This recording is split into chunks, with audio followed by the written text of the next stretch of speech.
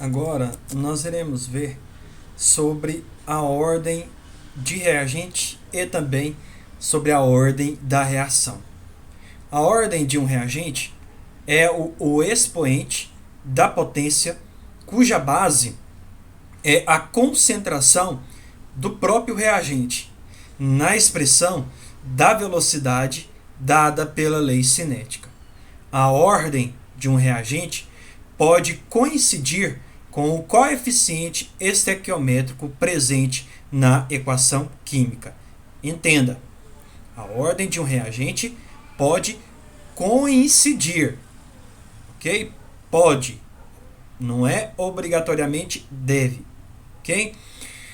Bom, a ordem do reagente indica uma relação entre molaridade do reagente com a taxa de desenvolvimento reacional. Exemplo, nós estamos vendo uma equação genérica em que temos os reagentes A, B e C com seus respectivos coeficientes que podem ser os expoentes das concentrações presentes na expressão da velocidade dada de acordo com a lei cinética, certo? Para o reagente a ordem determinada experimentalmente é alfa. Para o B, a ordem é beta. Para o C, a ordem é gama. A ordem de reação é a soma entre os expoentes das potências cujas bases são as concentrações em quantidade de matéria dos reagentes. Exemplo. Então nós estamos vendo aí a equação genérica novamente e percebe-se que a ordem da reação é alfa mais beta mais gama, ou seja, é a somatória dos expoentes das bases que correspondem às concentrações molares dos reagentes. Para a equação química que vocês estão notando aí, em que o hidrogênio reage com o monóxido de mononitrogênio, a ordem é 3. A ordem para o reagente hidrogênio é primeira ordem. A ordem para o NO, o monóxido mononitrogênio, é segunda ordem. Então percebe-se que a ordem do hidrogênio não coincidiu com o coeficiente estequiométrico. Isso porque este processo, representado por essa equação química, ele envolve duas etapas, duas reações químicas, sendo a etapa lenta determinante, portanto, da ordem dos reagentes, bem como da ordem reacional. Interpretando. Isso significa que se dobrarmos a concentração e quantidade de matéria do gás hidrogênio e mantivermos a concentração e quantidade de matéria do monóxido de nitrogênio, o NO, constante, a taxa de desenvolvimento da reação dobrará. E isso está sendo mostrado aqui, por meio dessa expressão. Se a gente dobra a concentração do hidrogênio, mas mantém constante a concentração do monóxido de nitrogênio, a taxa de desenvolvimento TD será dobrada. Agora, se dobrarmos a concentração e quantidade de matéria do monóxido de nitrogênio, o NO, e mantivermos constante a concentração em quantidade de matéria do hidrogênio, a taxa de desenvolvimento da reação vai quadruplicar. É o que está sendo mostrado aqui.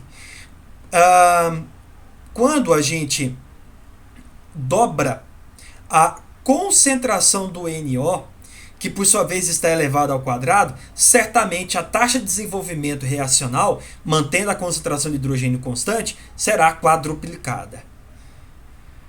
Agora, podemos, fazendo essa dobra ou fazendo essa triplicação, podemos muito bem, fazendo testes, podemos muito bem determinar a ordem dos reagentes, bem como a ordem da reação. A equação do primeiro teste é essa daqui. E no primeiro teste foram determinadas aí em três experimentos as concentrações do pentóxido de nitrogênio, bem como as mudanças nas velocidades. Ok? O que se percebe analisando a tabela é que quando a concentração do N2O5, ou seja, do pentóxido de nitrogênio, duplica, e isso está acontecendo da primeira para a segunda linha, como se percebe aqui, a velocidade da reação também vai duplicar, conforme está sendo mostrado aqui. Então, repetindo, quando se duplica a concentração do pentóxido de nitrogênio, duplica-se também a velocidade inicial. Certo?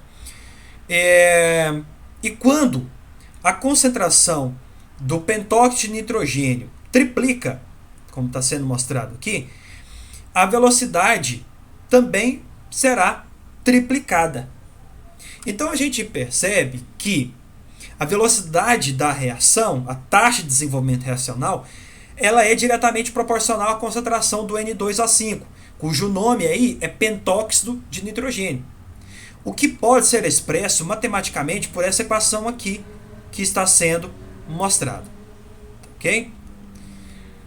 Bom, a equação é a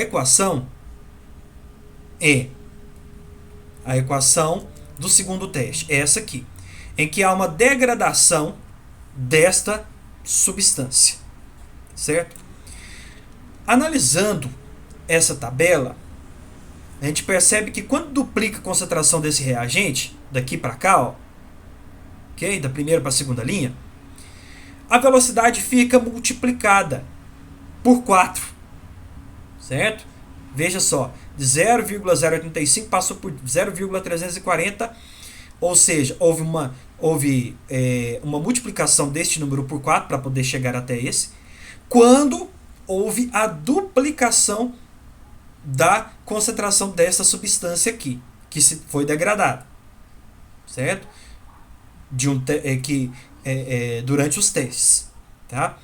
Agora, se a gente, tá, triplicar a quantidade de substância a ser degradada, percebe-se que a velocidade do processo vai ser multiplicada por 9.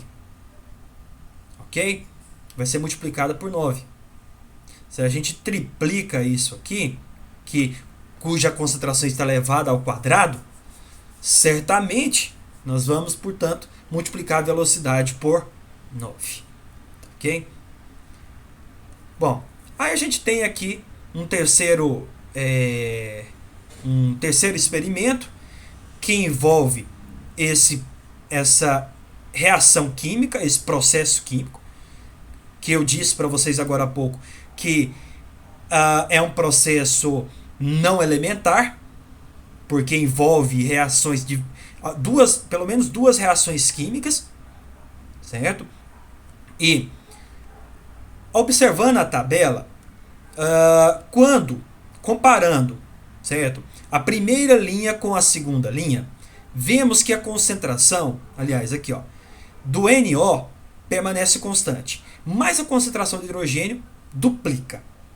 Com essa duplicação de um primeiro teste para um segundo teste na concentração do hidrogênio, a velocidade também do primeiro para o segundo teste duplica, devido não à concentração do NO, que permaneceu constante, mas devido à duplicação da quantidade de hidrogênio que foi colocada para reagir com o monóxido de mononitrogênio. Tá, ok?